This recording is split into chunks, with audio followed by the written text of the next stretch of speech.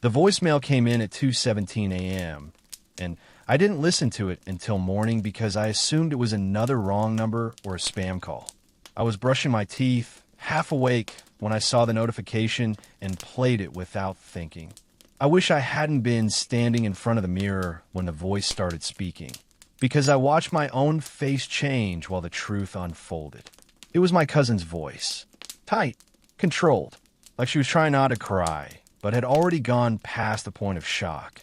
She said my name once, paused, then said she didn't know how else to say it. She told me there was something I needed to know about my partner, something that had been going on longer than anyone realized, something that involved money, lies, and people I trusted. She said she was sorry to be the one telling me. She said she couldn't keep it to herself anymore. I stood there staring at myself while the voicemail ended, my toothbrush still in my mouth, foam dripping into the sink. My first reaction wasn't anger. It wasn't fear. It was disbelief so strong it felt physical, like my brain refused to process what I just heard. I replayed the message. Then again, still didn't make sense. I'd been with my partner for almost 4 years. We didn't have a perfect relationship, but it was steady, quiet, the kind people describe as mature. We shared routines, bills, future plans. We argued about dishes and schedules, not about trust. I had never once thought I needed to check their phone or question where they were going. That's what made it so dangerous. When someone lies to you loudly, you prepare for impact. When they lie softly, patiently, over time, you don't even realize you're standing in the blast zone. I didn't confront them right away. Not because I was scared, but because something told me that whatever I was about to uncover wasn't a single conversation. It was a structure, and structures don't collapse with one push. I called my cousin back later that morning and asked her to tell me everything slowly from the beginning. She told me it started with a fundraiser, a local community project I donated to. One my partner had encouraged me to support. Small amounts at first, nothing suspicious. But my cousin worked with a nonprofit that was supposed to receive the funds, and she noticed discrepancies. Donations listed that never arrived. Pledges that disappeared. Accounts that didn't line up. At first, she assumed it was an administrative mistake. Then she noticed the same name popping up repeatedly as a liaison. My partner's name. Apparently, they'd volunteered to help coordinate things, handle communications, make it easier for donors. Everyone trusted them because they were charming, organized, and seemed genuinely invested. They were also quietly rerouting money. Not large amounts at once, just enough to stay under the radar. Over months, maybe years. I asked my cousin how much. She didn't answer immediately. Then she said a number that made my stomach drop. It wasn't just theft. It was a pattern. I hung up and sat in silence for a long time, try to reconcile this information with the person who slept next to me every night. The person who reminded me to drink water, who knew how I took my coffee, who held my hand during stressful moments. I told myself there had to be an explanation, a misunderstanding, something my cousin was misinterpreting. But deep down, I already knew that wasn't true. That evening, I watched my partner move through our apartment like everything was normal. They laughed at something on their phone, asked me about my day, complained about traffic, made dinner. Every word felt rehearsed. Every gesture felt like a performance I'd already seen but never truly watched. I started noticing details I'd ignored before. How defensive they became when money came up. How they always insisted on handling finances. How they discouraged me from talking too much about our income with family. How they brushed off my questions with jokes. That night, I didn't sleep. The next morning, while they were in the shower, I did something I'd never done before. I opened their laptop. I wasn't snooping randomly. I knew exactly what I was looking for. It didn't take long. Emails, spreadsheets, accounts with names that looked legitimate at first glance, but fell apart once you read closely. Transactions broken into pieces. Notes labeled things like temporary transfer and will replace later. There were messages too. Conversations with people I recognized. Family friends, community leaders, even my own relatives. All trusting, all unaware. And then I saw something that made my chest tighten. A folder with my name on it. Inside were documents, budget projections, notes about shared expenses, a breakdown of how much of our money could be moved without me noticing. I felt like the floor tilted. This wasn't just betrayal. It was calculation. They weren't just stealing from others. They were using me as cover, as credibility, as camouflage. I closed the laptop and sat there shaking, trying to breathe quietly so they wouldn't hear me. My hands felt numb. My thoughts raced between rage and grief so fast I couldn't separate them. When my partner came out of the bathroom, they kissed my forehead and said, "Good morning," like nothing had happened. I almost laughed. Instead, I nodded and went about my day like a ghost inhabiting my own body. Over the next week, I documented everything. I took photos, copied files, saved timestamps. I spoke to my cousin again, then quietly reached out to someone she trusted at the nonprofit. Not to accuse, just to ask questions. The answers filled in the gaps I was afraid to confirm. This had been going on long before I ever knew. Before we moved in together. Before we talked about marriage. I wasn't a mistake in their plan. I was an upgrade. Someone respectable, stable, useful. The realization didn't hit all at once. It came in waves, each one heavier than the last. I started to understand why my partner had pushed for certain decisions. Why they'd isolated me subtly from people who might ask questions. Why they'd framed my doubts as anxiety. Why they always positioned themselves as the responsible one. This wasn't chaos. It was control. And the worst part wasn't that they'd lied. It was that they thought I'd never notice. By the time I decided to confront them, I wasn't angry anymore. I was calm in a way that scared even me. Calm enough to plan. Calm enough to wait. Calm enough to let them believe they were still winning. Because I didn't just want the truth. I wanted the whole structure to collapse exactly the way they'd built it. And I knew, deep down, that when it finally did, it wouldn't just take our relationship with it. I didn't confront my partner the way movies make it look. There was no screaming match, no dramatic confession in the kitchen, no sudden explosion of truth. What I did instead was keep living with them, sharing space with someone I now understood in a completely different way, while quietly setting things in motion.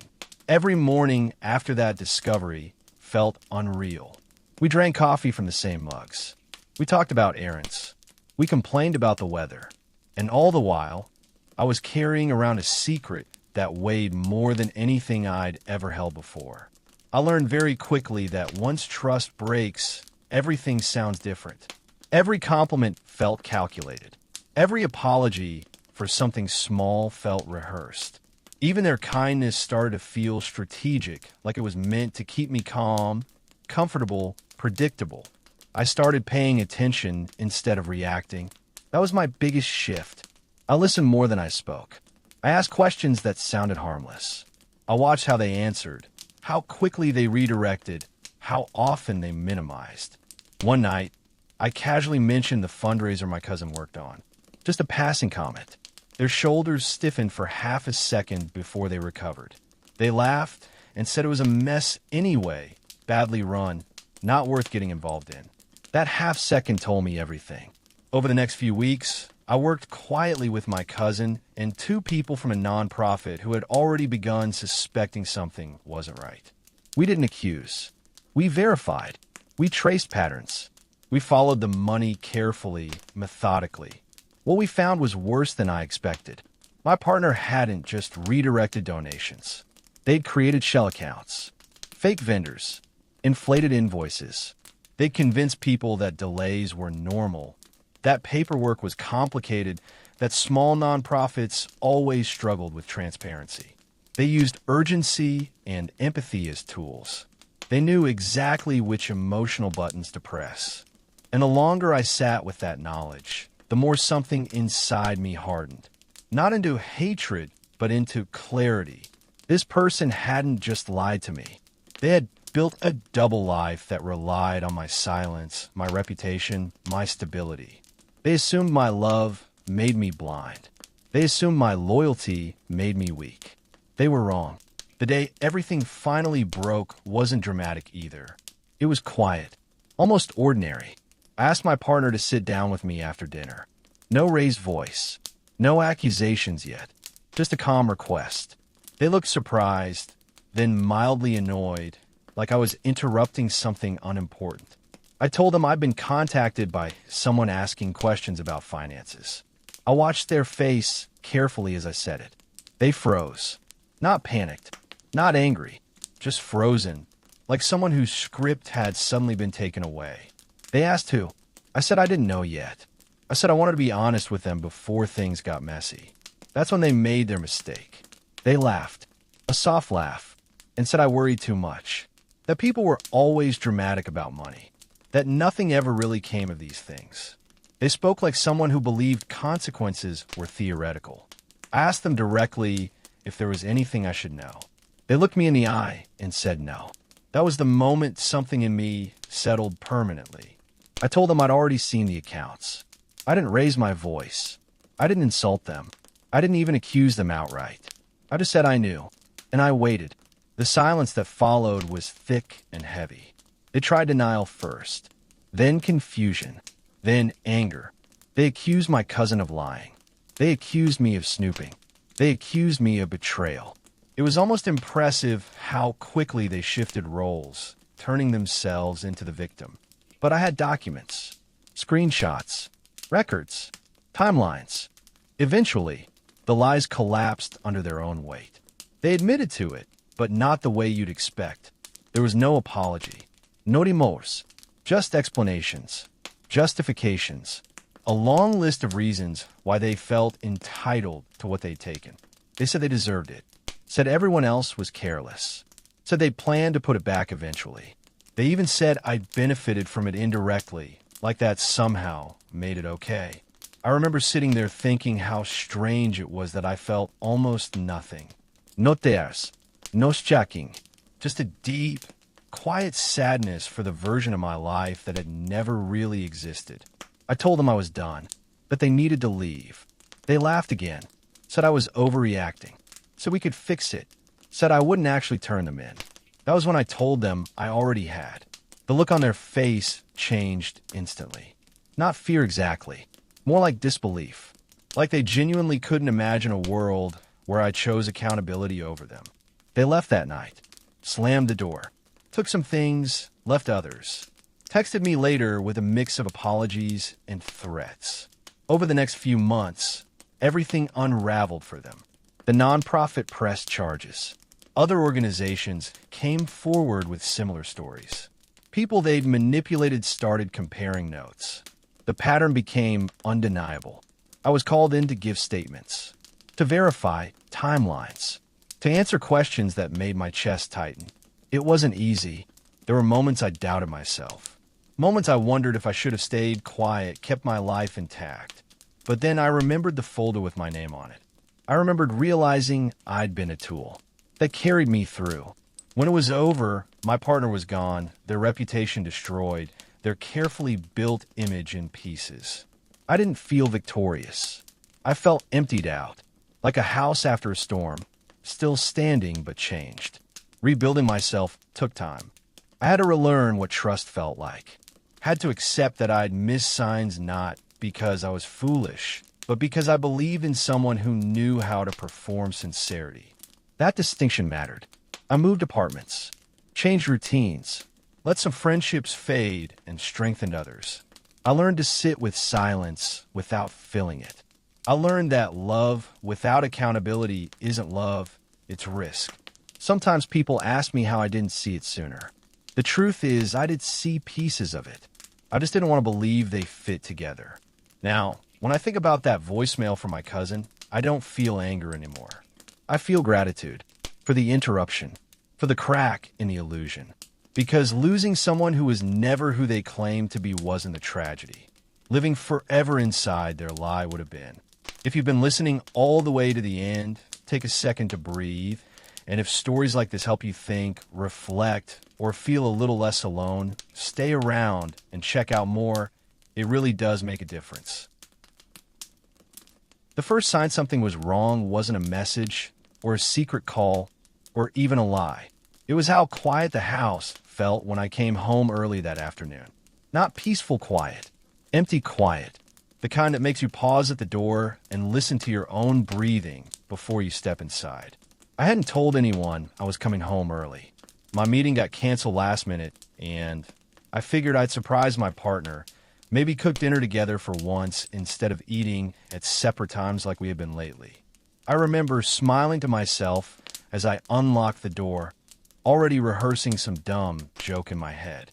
The smile disappeared as soon as I stepped inside. Her shoes were by the door, but her keys weren't. The living room looked normal, but too normal, like it had been reset. Pillows perfectly aligned. Coffee table cleared. Even the throw blanket folded the way she never folded it. I stood there longer than I should have, telling myself not to overthink it.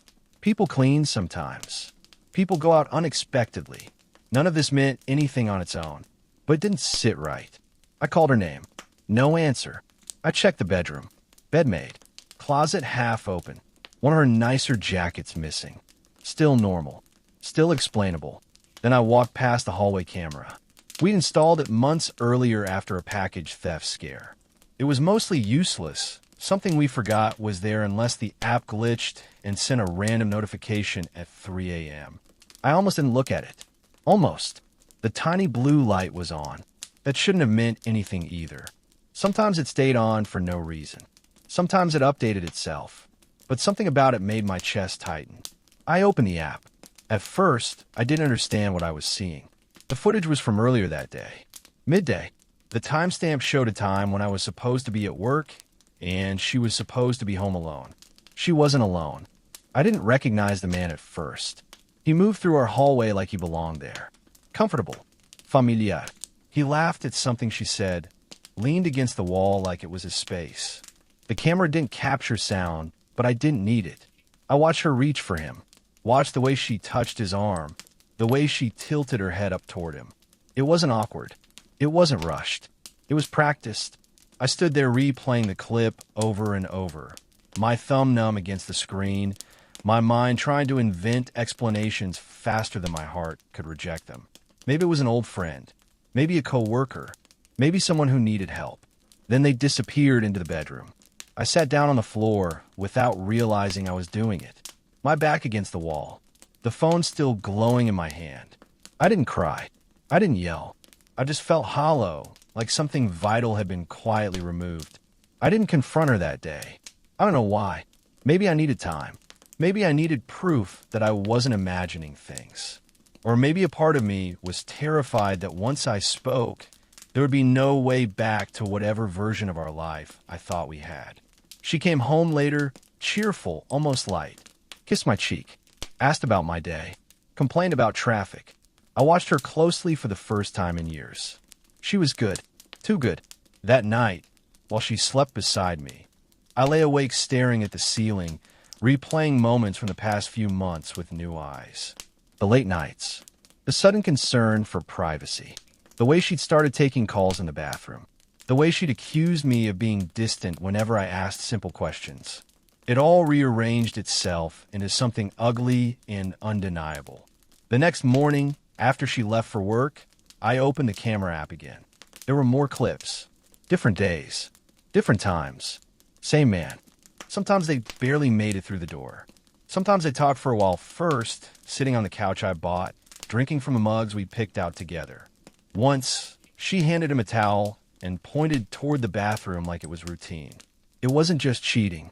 It was a second life built inside my own. And the worst part wasn't the betrayal itself. It was realizing how calm she'd been every night she crawled into bed next to me, knowing exactly what she was hiding. I didn't feel angry yet. Anger came later.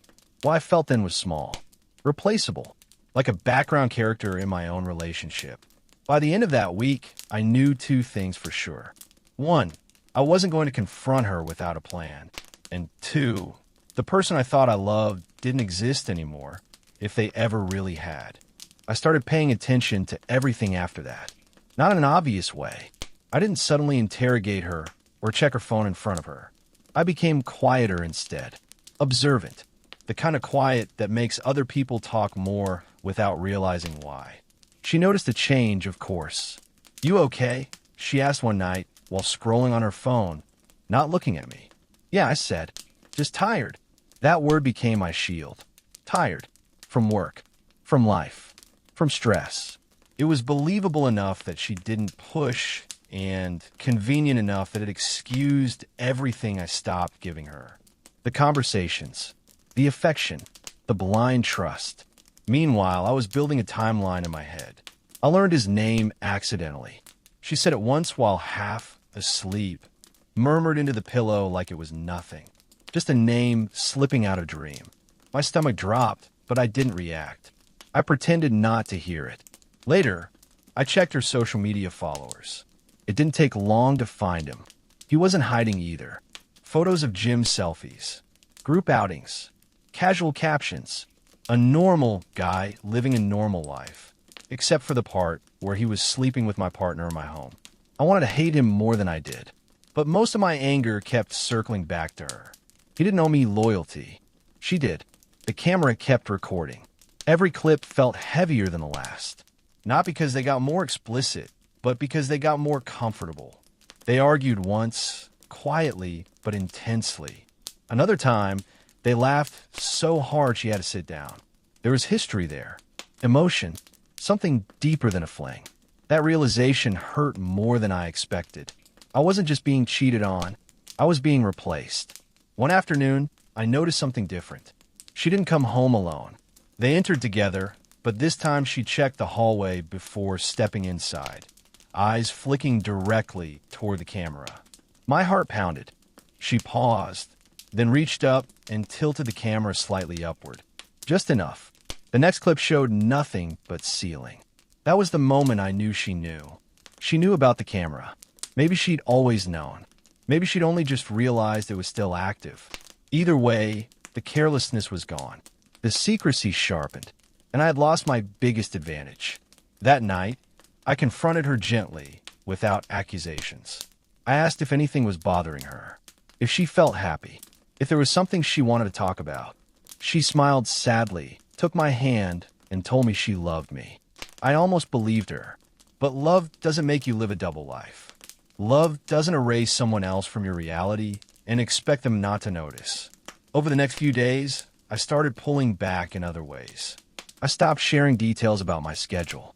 I began leaving early, coming home late. I made excuses to work from cafes instead of the office.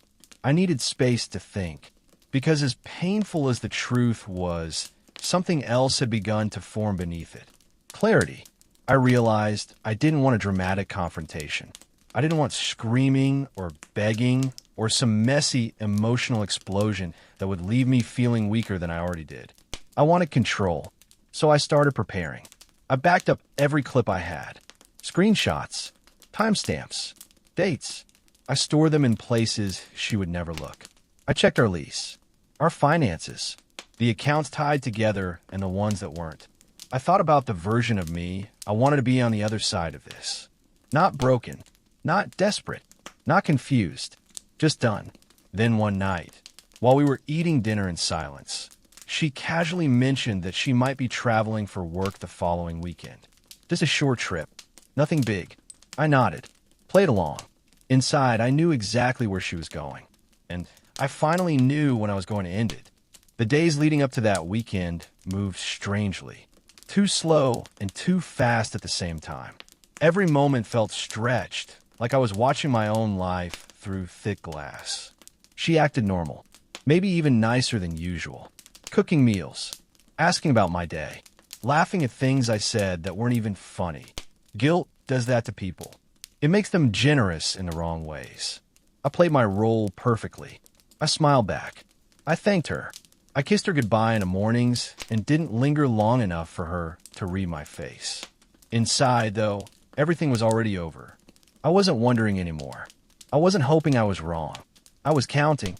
The night before her so-called work trip, she packed lightly. That alone told me everything. No laptop bag, no work shoes, just clothes she never wore around me.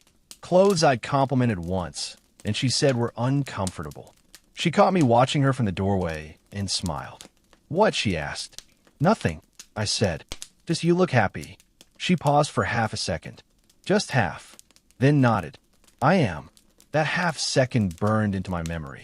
The next morning, I watched her leave. She hugged me longer than usual, fingers digging into my back like she was holding on to something slipping away. When the door closed behind her, the apartment felt hollow. Not lonely. Empty. That's when I moved. I didn't rush. I cleaned first. Slowly.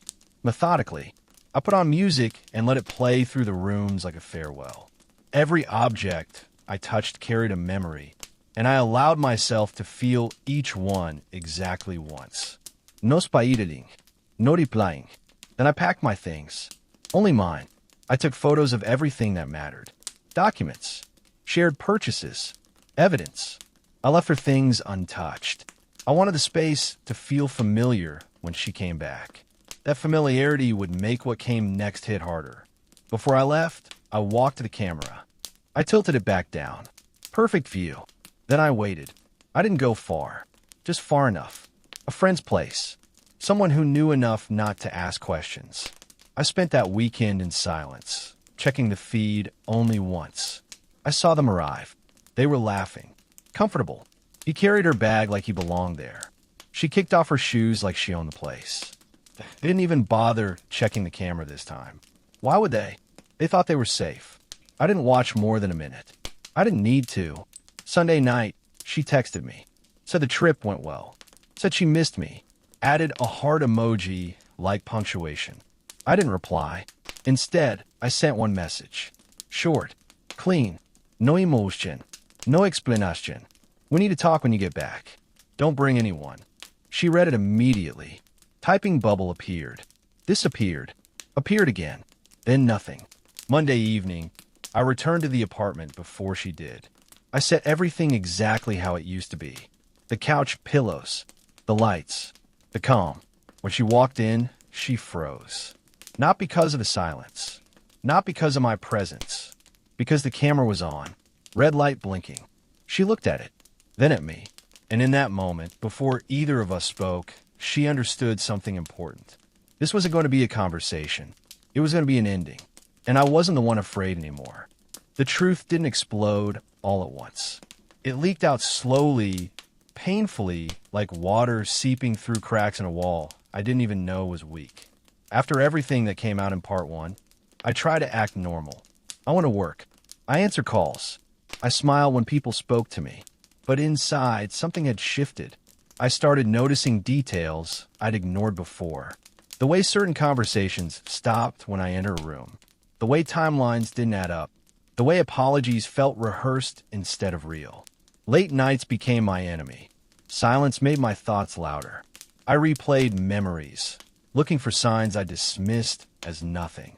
And once you start looking for the truth, it stops hiding.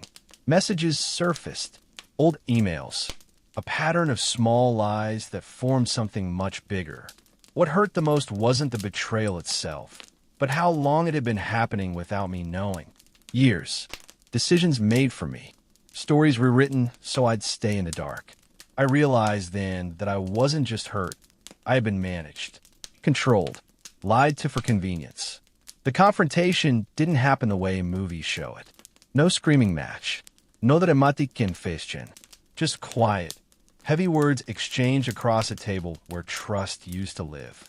And when the excuses finally ran out, there was nothing left but silence and the understanding that some relationships don't end in explosions. They end in clarity. After the truth came out, everyone expected me to react a certain way. Forgive. Move on. Keep the peace. That's what they always want from the person who was wronged. But something in me refused. I didn't want revenge. I wanted accountability. I wanted my life back. So I started setting boundaries, and that's when people showed their real faces. Some apologized when they realized I wasn't bending anymore. Others got angry, defensive, accused me of holding grudges, of being dramatic, of tearing the family apart. That part almost broke me, being blamed for reacting to pain I didn't cause. But I stayed steady. I stopped explaining myself. I stopped justifying my feelings. And slowly, the power dynamic shifted. The hardest moment came when I chose myself publicly. I said no when I was expected to say yes. I walked away from situations that drained me. I let people sit with the consequences of their choices instead of cushioning the fall for them. And even though it hurt, even though I cried more nights than I'll ever admit, I started sleeping better, breathing better, living honestly. I learned that closure doesn't come from apologies. It comes from self-respect. Now, looking back, I see how close I was to losing myself entirely. If I hadn't questioned things, if I'd stayed quiet to keep others comfortable, I'd still be living a version of my life built on lies. The betrayal changed me, but it didn't ruin me. It taught me how strong I could be when I stopped asking for permission to feel hurt. Some people are no longer in my life. Others are there, but at a distance. And I'm okay with that. Peace isn't loud. It's calm. It's waking up without dread. It's trusting your own instincts again. And if there's one thing I've learned, it's that listening to stories like this reminds you that you're not alone in what you're feeling. So if you want to keep hearing real stories that unfold honestly, you know what to do before the next one begins.